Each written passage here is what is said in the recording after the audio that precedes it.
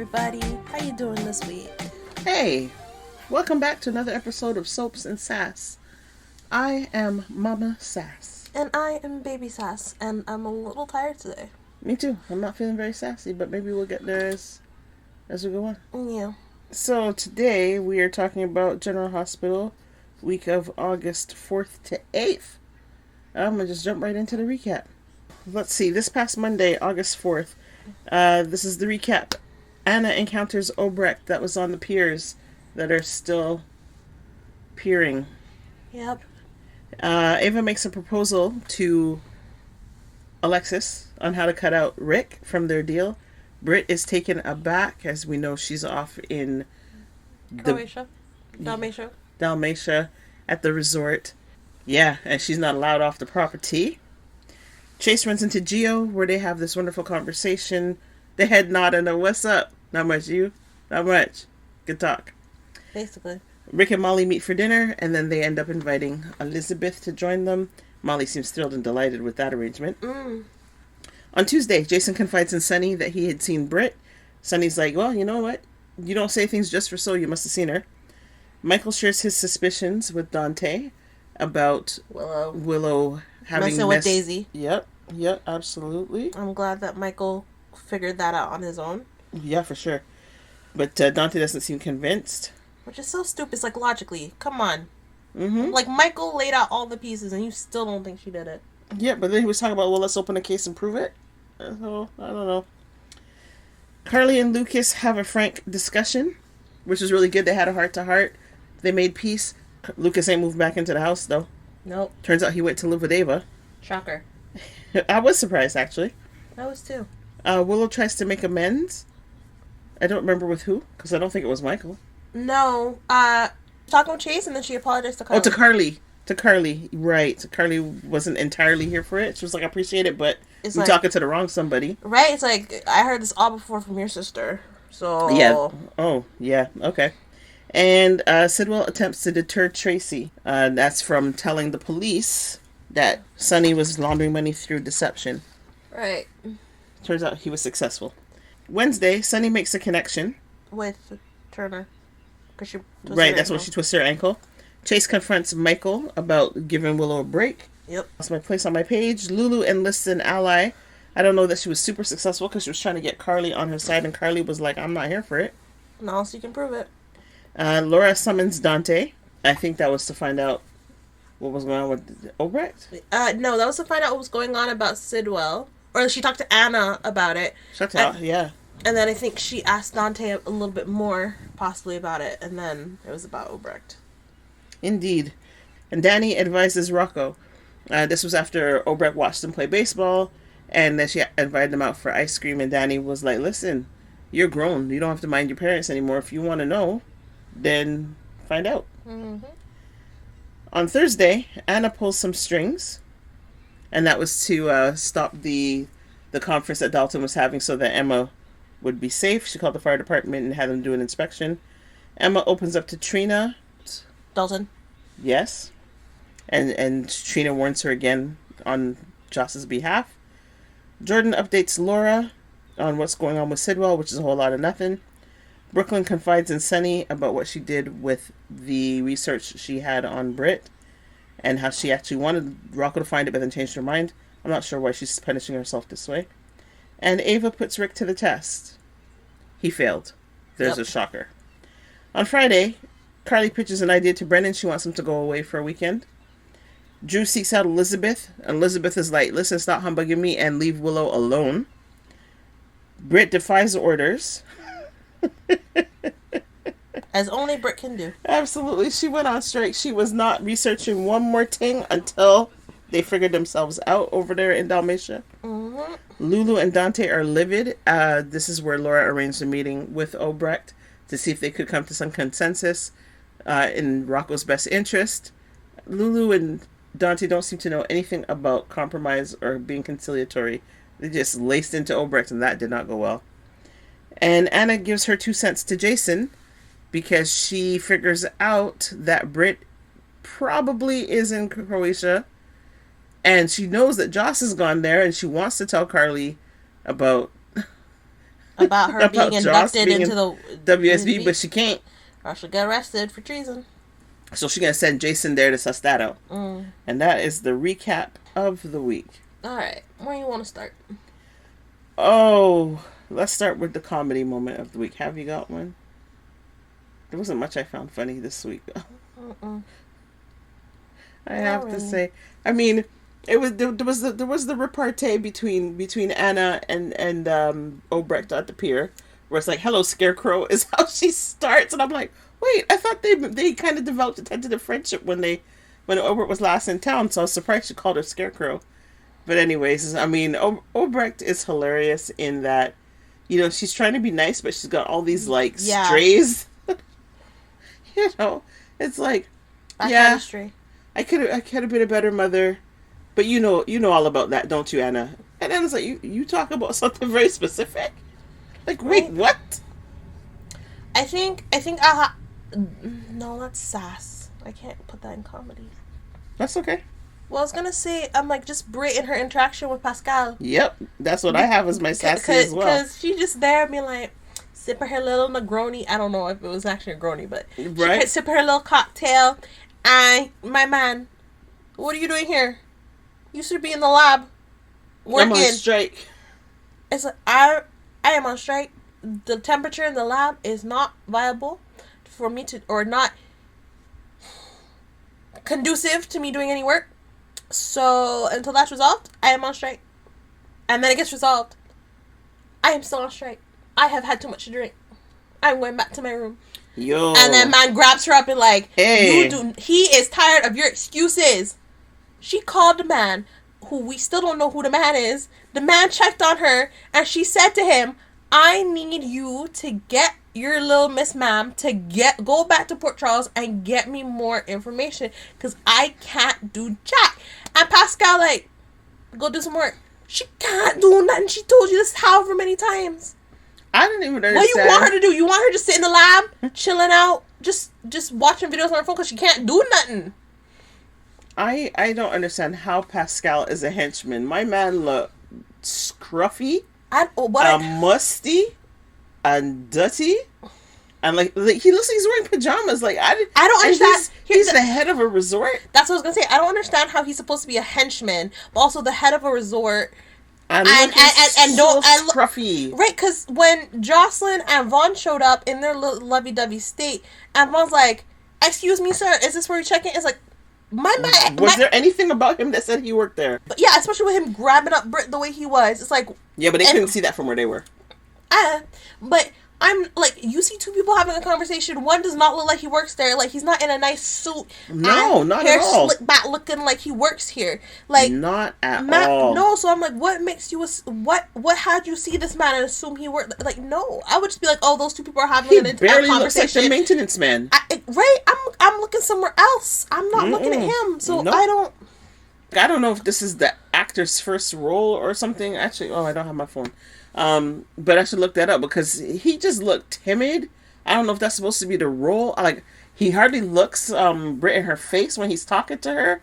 And it makes me wonder though if the WSB had done like recon on the staff, so that's like they know who the staff is. So it just like, but I really couldn't say. It just ugh. And I mean, I think it's clear. No, how could it possibly be clear? Y'all don't know me. Pascal's giving me the ick. Just no, for sure. All around, I don't even, yeah, okay, he's not on the side of right. That's fine, that's fair. But I don't get it. I don't get it. I don't know what we're supposed to take from this. I don't know either. It's just bizarre. All I can say is this man will not be around long. So I would just go so far as to say that I just got Pascal as a whole, and I make it make sense. No, that's fine. What is the, like, what are you supposed to be? Truly. You're trying to come across as intimidating. It's just not working. No. Okay. What had you hot this week? Drew harassing Elizabeth again about Willow. Drew reporting insurance fraud because you're not gonna get Stella in trouble and you're gonna get Martin in trouble. I want to say Christina, but I don't know what Christina did that would have had me hot. We're ignoring that. Okay. I don't know. I can't say there was much that would have had me hot. this week. Okay. Oh, maybe actually Lulu, but I think it was more her just Everything Lulu. right, but very specifically when she was in the meeting with her mom, Obrecht and Dante, it's like already it's like she doesn't like her, which is fine, but it's like I'm kind of with Obrecht when she's like, oh, so we're gonna have a supervised visit. Are you going to moderate our questions and whatever? It's like, yep, that is also my make it sassy. Like everything Obrecht is just sass, but you're so right. Would you gonna have a list of prepared questions that you validate before right? This interview takes place? Like, what are you talking about? Right? It's like I don't even know how to explain it. I'm like, yes, you can be there for like to keep an eye on her, and like you want Rocco to have a safe space, but it's like y'all better keep your mouth shut. Rocco's the one who has the questions. He wants the answers, and you don't know what he's gonna ask. So just let it just let her ask the questions. If you feel that there's if you feel that the way she answered the question is not to your liking, you can ask her, be like, something, but I don't even know how to explain it. But it's just like, just don't. I'm of a different mind. I don't think they should be there. If you want supervised, I'm like, be in the same house, just maybe not. I don't even think so. 'Cause, I mean, okay, I take Dante's point. Like, Rocco's not an adult, so he doesn't get to make decisions. I think you're off base. I think Obrecht made a really valid argument about he's a young man, he's exploring, he's figuring out who he is, he's learning a little bit of independence. Like, what's the problem? Right? Because obviously they have their bias. They are absolutely entitled to their bias. Right. They came by it honestly. They were wronged. Mm-hmm. They don't have to change their mind about that. No. But their son does not have that experience. No. I also hope that Obrecht takes Jason's advice to heart, where I think Jason said, it's like, tell him the whole truth. Even if it's like, I get you don't want to like paint him, like you don't want him to see you in a bad light or even Brit in a bad light. Mm-hmm. But like, if you want him to have an honest opinion and an honest relationship with you, be honest with him that you were the one who came up with the idea for Brit to take the embryo. Yep. Like, put it all out there on the table so he can make an informed decision. Because if he doesn't have all the information, he can't do that. And later, if he finds out that was the case, he's gonna feel hurt because it's like, you didn't tell him that you were the reason that Brit took the embryo and so on and so forth. Absolutely. And in the end, he might be like, he might thank you that you gave her the idea to take the embryo, while he's like, I don't like that you suggested you steal an embryo from my parents. If you hadn't, I might still be in a frozen locker somewhere. So, Yeah, well, I mean, Obrecht made some interesting points there. I don't know that I agreed with all of them. No, like, definitely where not. she was talking about... She's as much his grandmother as Laura and Olivia, like, because Brit carried her, and it's Brit's blood flowing through his face. Like, that's not how that works. Yeah, I didn't think so either. I'm like, Obrecht, you're a doctor. We all know that's not how genetics work. It's like, sure, technically, in a way, yes, Brit's blood flowed through his veins because, had to carry him. Right, but genetically, no. Well, this is it. It's like, no. But I can understand the feeling of, I was his grandmother, even if it was for a short time, as much as, like, that I can understand, even though it's not. Yeah, that was a bit of a stretch, Obrecht. I wasn't with you on that one. No, I was really hoping she wouldn't ever say that, and she didn't. I was like, oh. Well, It also doesn't help that he literally sent an email saying, I was once your grandson. Right.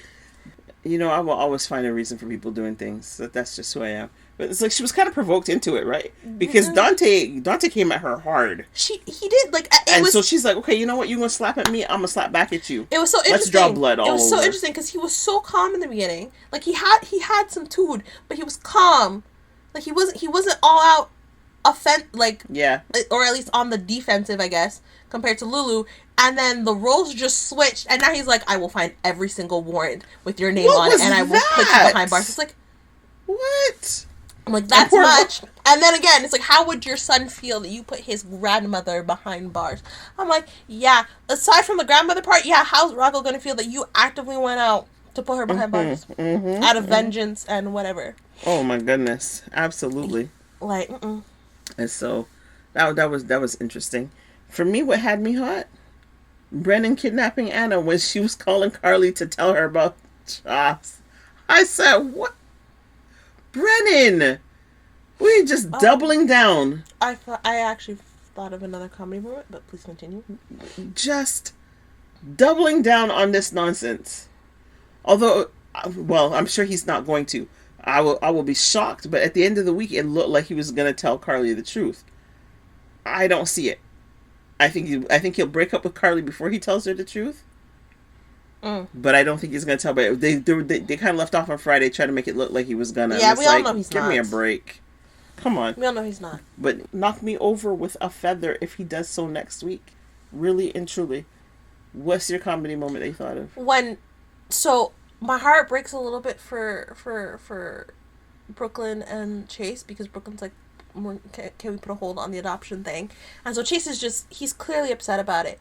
And he's like, do you want me to go and talk to Gio? And she's like, no. Where's the comedy in this? I'm about to get there. Okay. I'm just giving a little context. And so he goes upstairs for whatever reason, I think just like for a brief moment or whatever, and he runs into Gio. And for a moment, I thought he might have actually been like, can we talk? But he didn't do that. He's just like, hi, Gio, how you doing? He's like, I'm good. And then gives a nod. And then they just go their separate ways. I'm just like, okay. I'm like, okay then. I'm like, you have nothing against Chase, but you're just like, good talk. Yeah, and walks away. I was like, oh, okay. Well, I mean, he's married to Chase is married to his mother. Right, but it's like you're mad, but you're not mad at Chase. You're mad. You can't really separate the two. You can't. Well, it's like, but it's like you're not mad at Chase. Chase is just a third party in the situation, and while yes, he knew about the fact that Brooklyn had a baby. It's like it wasn't his place to say anything. No, and I don't respecting his wife's wishes.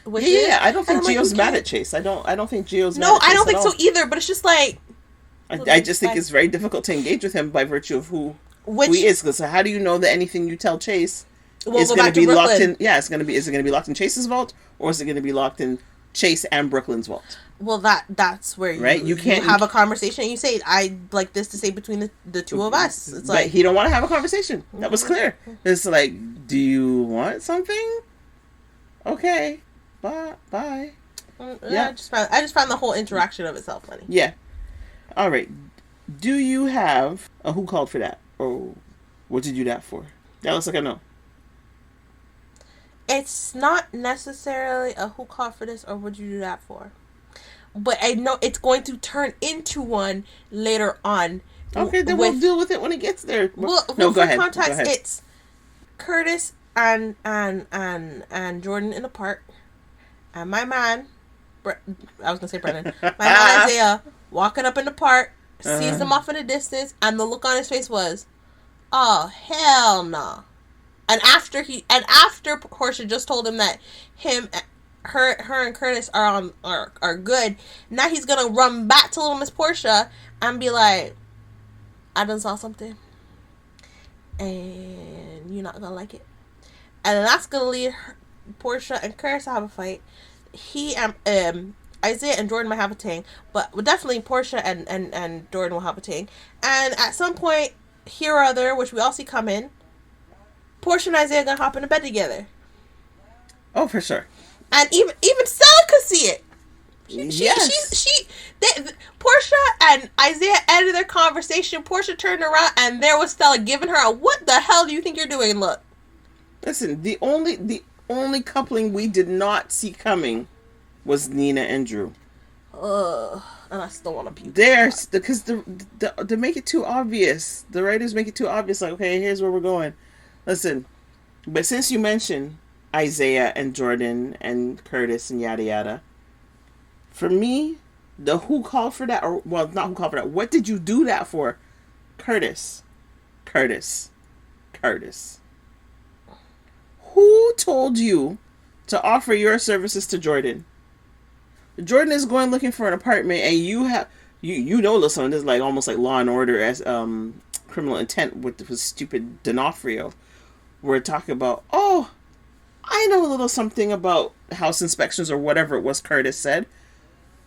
Why are you offering your services? You are clear. You have it clear in your mind that your wife has an issue with Jordan. Yep. And y'all both agreed that you would not... you're going to work it out. And you agreed with Jordan, unless it is a family-related thing, that you both would stay away from each other. So while y'all interacted in the park, you could have given up. Hey, how you doing? And continued on with your jogs. And left it at that. Jordan's like, this is ridiculous. It's like, no! You purposely put yourselves in this situation. You said, we need to stay away so I do not cross the line of your marriage, and you do not cross the line of your marriage. They were doing just fine. Until Curtis is like, yeah, I'll go with you. You don't need to go. Nope. You don't need to go. You're not looking for a house. Nope. She knows how to fight. She knows how to find a house, and if she don't know how to find a house, she knows how to pick up a phone. I'm like, is this one of those situations where it's like you want to have a man around so people don't cheap you or take advantage of you in the expectation and tell you things that are not actually the case? I don't know. If you really need somebody, I mean, shoot, Lucy is, the real estate agent extraordinaire. Call her. You don't need Curtis. No. Oh, that almost had me hot. But it was just like, what'd you do that for, Curtis? Wasn't necessary. Make it make sense. Tracy, make it make sense for me, please. Like, why are you letting Sidwell influence your decision to throw Sunny in jail? I'm like, why? It's like you've wanted Sunny away from your family from time. You have the opportunity to do so, and you're like, no, that'll put more just a whole lot more trouble on our plate and whatnot. It's like, yes, that might be so, but if you don't say anything, you will be in even more trouble when this secret comes out, because you know it's gonna come out. And if they ask you questions, it's seriously just like, Natalia did not tell us until, because of the situation she was having with Sunny and the DA's office and all of this and all of that, and she wanted a bargaining chip in case of whatever. And unfortunately, it's come back to screw us over. Like, honestly, I'm like, I don't see why you think the cops would not believe you. I honestly don't. It's like, okay, yes, you guys have a close relationship with Sunny. I understand that. But why you think that your close relationship with Sunny would, like, that, why they think that your close relationship with Sunny would influence you to lie and put your company at risk and your hard-earned money and your livelihoods, especially Maxie, at risk? I like, because we all know if you're going to get questioned, it's going to be by Dante, Anna, or Chase. Chase is too close to the situation, and Dante is too, so it's going to be Anna, and it can't be Max. So it's going to be Anna, probably that black detective, or the one we never see, or Turner. Oh my gosh.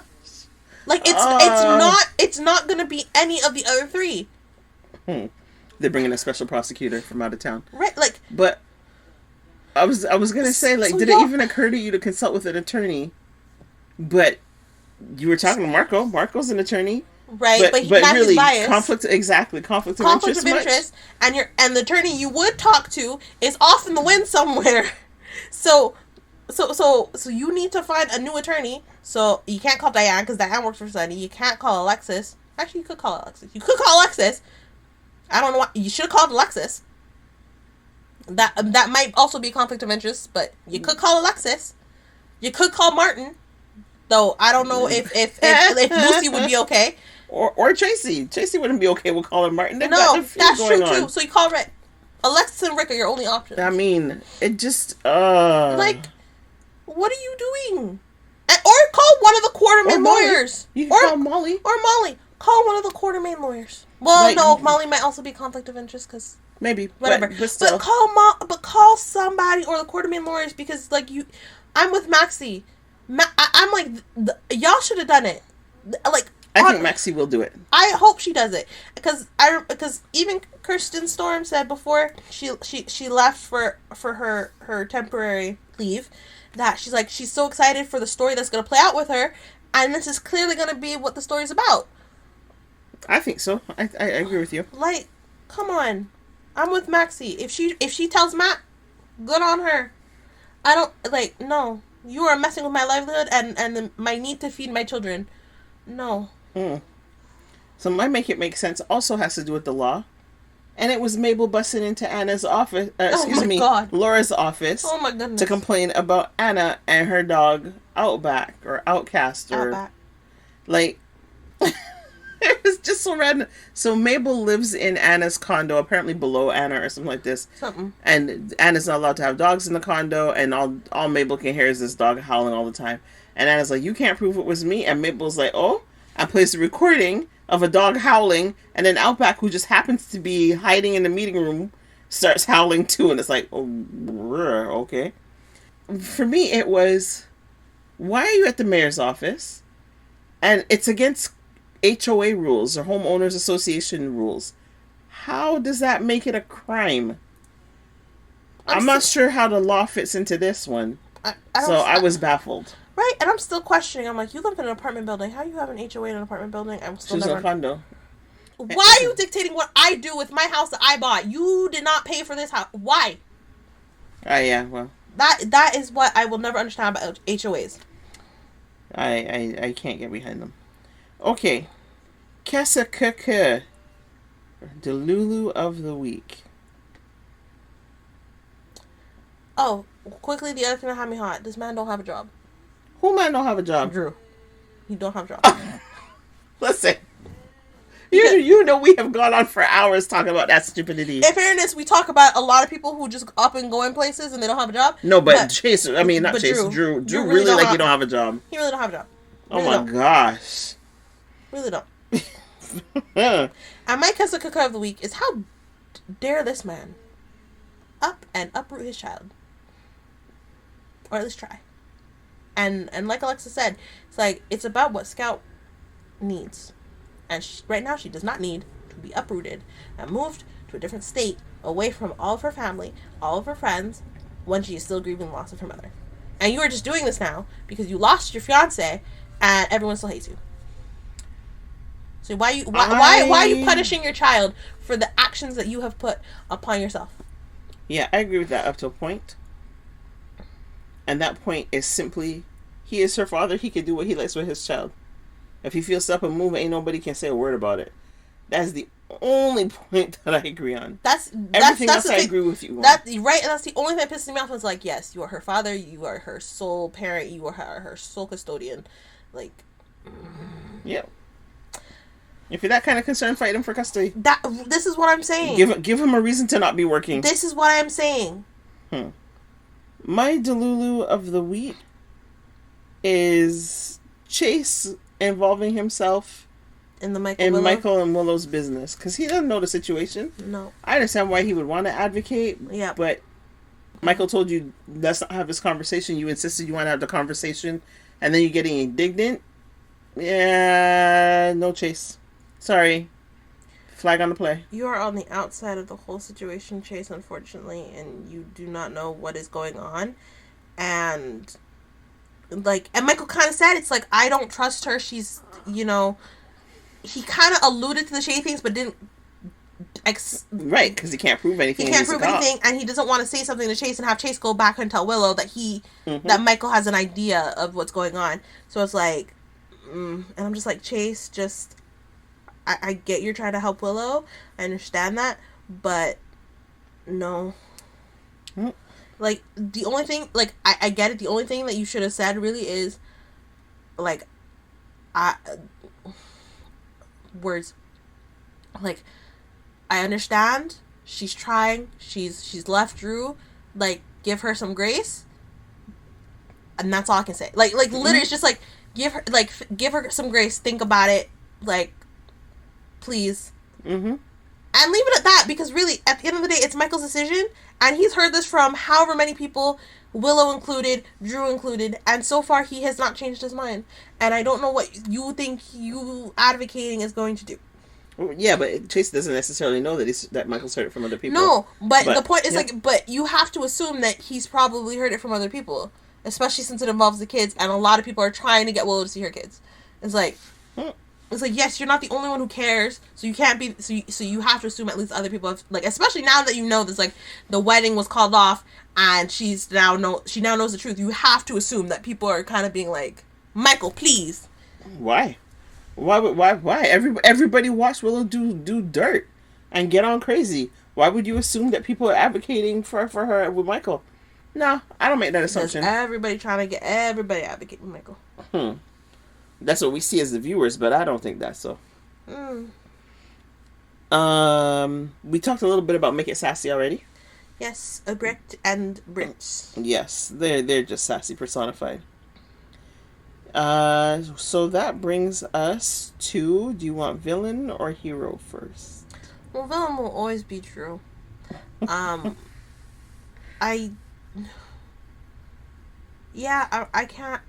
can't say there's anything else, obviously. I will say I do appreciate that Sybil did not give his information that he had on, not necessarily on Sunny, but, you know, the whole, I paid off a judge. Hey. Okay, so I actually have quite the list for villain of the week. Oh. But we'll start with Drew, Okay. since you started there, because I think Drew is villainous. I mean, Drew's villain all the time, right? We all agree on that. But exactly as you said, bullying Sidwell to give up the goods on Sunny, and talking about, I expect, blah, blah, blah, blah, blah. Or I will make your life a living hell. What will you do, Congressman, who does not actually do anything in Congress? I was like, you really have no idea who you're dealing with. Like, did you not hear the stories? Apparently not. Also, Drew, as you mentioned earlier, going after Stella for insurance fraud.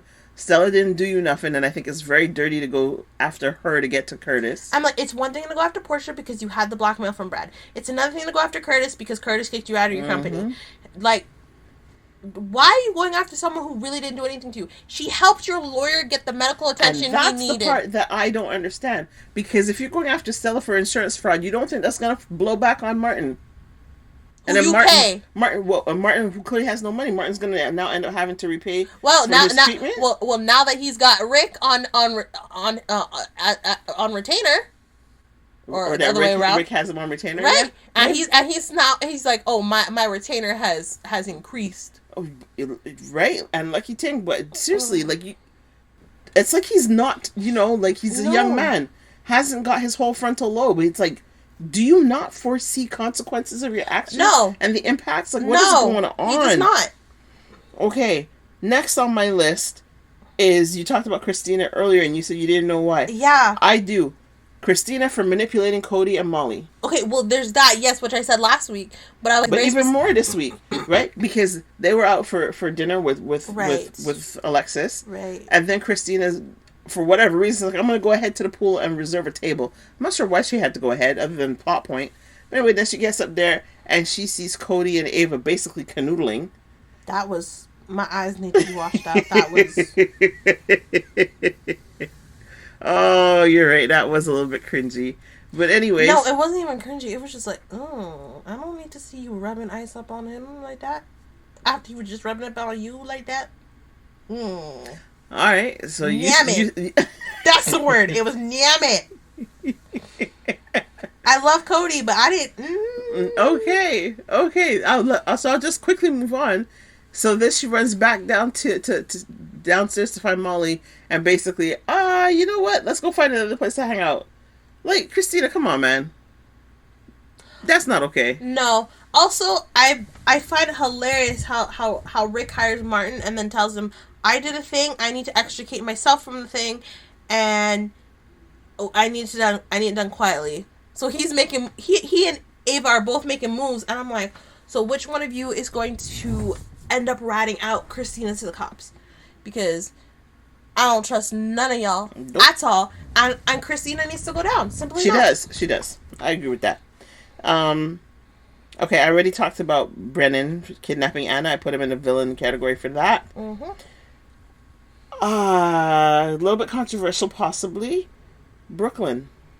Oh, for the I have Brooklyn in the villain category. Yeah. For deferring their adoption plans. As much as I understand why she is doing it, and it makes perfect sense.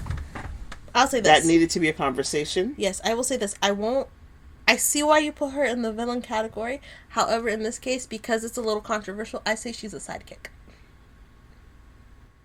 She's not fully villainous. But whose sidekick is she gonna be? Well, or she's only got sidekick villainy. Yeah, sidekick villainy. Because really, it's like, because we know Brooklyn isn't really like the villainous type. No, which is why it's like this. It's really like that's just like, ooh. It's like, exactly. It's like, Brooke, like, I wish you had it. Right. It's like we get why, but as Chase explained, it's like adoption and these situations take time, like a long time, and to put it on hold to wait for your relationship with you to improve when you don't know how long that's gonna take is not.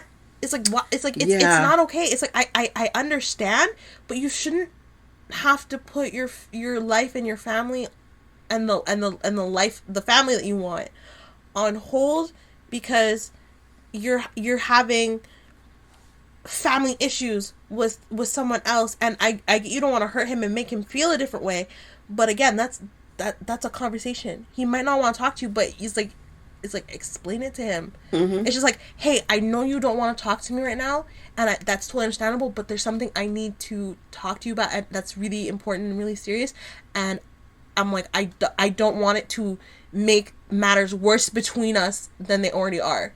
Yeah. So it's like, so honestly, I'm like, well, I get it. That's seriously a conversation, and it's just like and if Gio is still mad at you and upset about the fact that you're wanting to adopt someone after giving him up, then he is valid to feel that way. But at least you talk to him, you explain it to him. Mm-hmm. You're like, this has no bearing over you and our situation. It's because of the fact that I gave you up, and I know what it feels like to have to give someone up who you love dearly, and them finding a home and everything, that I want to do that for someone else. Is I want to give them that home and that love that you experienced as a child, and all that. It's like, and maybe he might understand and be like, okay, but that's a conversation you gotta have with him, and to not want to have that conversation, and because you don't want to make matters worse, and to now have your husband feel like he doesn't matter, right? And it's like, it just makes it worse because he's already like, I can't give you kids, and now you're putting this on. It's like, no, Brooklyn, I'm sorry. It's well, exactly, and this is just a personal thing. It's where you said, I need to talk to you. Like Brooklyn said, I need to talk to you. It's the I need to talk to you. Or, okay, fair enough, is like, I would like to talk to you. Yeah, exactly. The person is angry with you. What you need, they don't give a rip about. Fair enough. Right? So you can't impose your needs on somebody who's that kind of furious. No. Right? But you understood what I meant. I did. The wording was wrong. It's just in the approach. Yeah, absolutely. Yeah, so that's the thing, right? And I don't know if I put... Yeah, I did actually have Chase in my villain list as well. Because of Michael. No, not because of Michael, actually. It was more... It's still to do with the same thing. Like, I think Chase should have asked Brooklyn more questions or, expressed how he felt. Right, because she did ask us, like, are you okay? He's kind of like, yeah, and it's like, you could tell he wasn't. You're not okay, and it was clear she understood that he was not okay. Right, I would have been like, talked that through more. If I was in Brooklyn's shoes and I asked if he was okay and he said no, and I'd be like, that is a bull-faced lie. Then why are you asking? It's like... Because it's like one of those situations where it's like, you see someone's upset and you're like, you okay? And they're like, yeah, I'm good. But you know they're not good, but you don't want to push. And it's like... Yeah, and sometimes the asking is just to be polite, but it's like... Yeah, exactly. So yeah, they're both a little bit in my villain category, and I guess I'll go with the sidekick villainy. Yeah, because really, they're not. Absolutely. Hero of the week. I have one, by the way. I'm like, okay, partly Chase for talking to Willow, but I was like, back it up. I'm seeing a vibe there, and I get it's like relationship, but back it up. Jason for definitely having that talk with Obrecht, just like be honest with him. Oh yeah, okay. Right. I think I would, in this case, I'd put Laura as the sidekick hero in this one because her being like, giving just the advice like, I think you guys are trying to make a safe space for Rocco, and that's very understandable, but you cannot like ban him from this information. Like, he will find a way to get the information, and isn't it better that you give him a safe space to talk about it? So I will give her that, but also kind of just the mediation did not go as well as I think she hoped it would for that conversation. It did not. But you are exactly on it for me. I give Laura full hero points for facilitating that meeting. Her mediation techniques were sharp. I was like, okay, writers, that was nicely done.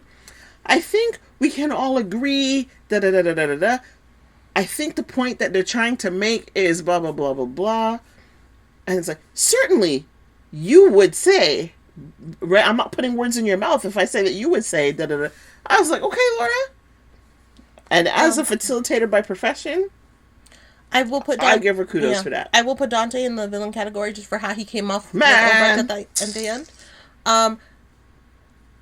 Again, putting Sunny in sidekick hero stuff for helping Turner, and Oh, stop it! No. Okay, but okay. Also when Willow showed up and he's like, "No offense, Willow, but I think we need a new nurse."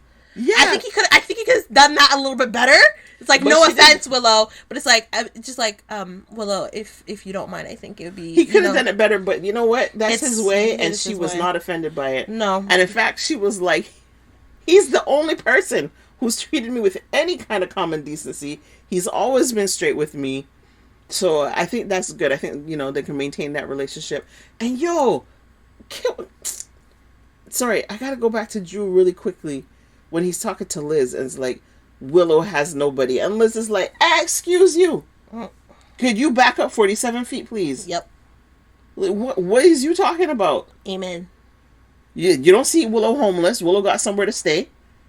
She got somebody to talk to. She got what are you talking about? She ain't got nobody. Sir, check yourself. That's what you were intending for her to have. You were intending to isolate her, and now you're shocked that you can't get to her. And why can't you get to her? Because she got people. She got a fortress around her that you can't get in. You're pointing at the mic like I know, Drew. Like this is Drew. I know. And if this pen fly out my hand and hit the mic, I'm sorry. Don't apologize to me. It's not my mic. It's you. You better apologize to the people and to your other child. It's not my mic. Nah, man, Drew is so out of order. He's so slimy. So I guess he takes the lead for villain of the week. You were right. He's the BBEG, big bad evil guy. I see. That's the term used in D&D when they're referring to the big bad. Great. I'm surprised you didn't know that. You've been playing D&D longer than I have. I think that's a bit of a stretch, but okay. So that's all the news I have to print. Anything for you? Any predictions? I was trying to remember the drop storylines. I meant to go back and look at those. Predictions. It's not really a prediction, but it's more of a question of how quick will Jocelyn recognize, or will Britt recognize Jocelyn? Like how fast will the one catch the other? I don't think that's going to happen quick fast on Monday. I think not Monday, but it's just overall. I think it's going to drag out through the week. I think by the end of the week that'll happen, but I think it's going to drag out. Because it's very clear that right now, because it was Vaughn who spoke and not Jocelyn, Britt's not aware that she's there. Agreed. If Jocelyn had called out, Britt would have been like, well, she would have hightailed it out. Yeah, I gotta get back to the room now. Which may still happen on Monday, right? Or early in the week. But that's the thing. I think that's gonna drag out a little bit. How fast do you want to bet that Jason's gonna figure out the WSB thing with Jocelyn? Well, that's what I was gonna say. What do you think is gonna happen first? That Jason's gonna see Jocelyn, or Jocelyn's gonna see Britt, or Jason's gonna see Britt? Which of these three do you think will happen first? I think Jocelyn will see Britt first. It'll be kind of like what happened with Jason. Is she kind of catches a side profile, and then she's not sure. Okay. Britt will obviously see Jocelyn and be like, "Oh shoot!" Like there's no doubt about that. The question is just like, when will she fully see her? I think it'll just be more voice, if anything, and she'll know. Okay. But it's for sure side profile for Jocelyn. Okay. And then who do you think is going to see who? Who do you think is going to see who first? You think Jason will see Britt first, or Britt will see Jason first? Or they'll run around a corner and see each other and be like, ooh! It might end up being a corner. Yeah. But I think for storyline purposes, Britt will see Jason first. But we're gonna have more cat and mouse. I think if anything, it'll be Jocelyn, Jason walk around a corner and bump into each other and be like, "I thought you were in Australia." Oh, for sure they're gonna have conversation and words. Yeah. I think that's what'll happen. I think overall, I sincerely hope so. Okay, so here's what I think overall will happen. Britt will hear Jocelyn. Mm-hmm. Jocelyn will see side profile of Britt and be like, "Huh?" But not totally sure. So she'll kind of be digging into that just to see if she's seeing things. Britt will see Jason and be like, "Oh, shoot." But Jason will still be looking for her. And then Jocelyn and Jason will bump into each other and they will have conversation. How it will play out in terms of who, what, when, and how first, that is up for debate. But that's how you think they're gonna. That is how I think everything will play out in terms of running into each other. Interesting. Yes. Interesting. Okay. Yep. Okay. See, now I'm thinking when Jason and Joss run into each other, I'm wondering if Joss will have to hightail it out of there, or Joss will see Jason and be like, "Oh shoot." Because you know, I can't be found here, so she'll have to abort the mission and leave Vaughn, which would be pretty darn funny. And then where's she gonna go? Because she can't go back to Lady Merryweather. She turned out to be fine after all. No, she can't. She can't do that. Or Carly talks to Jax. See, that I think will for sure happen, but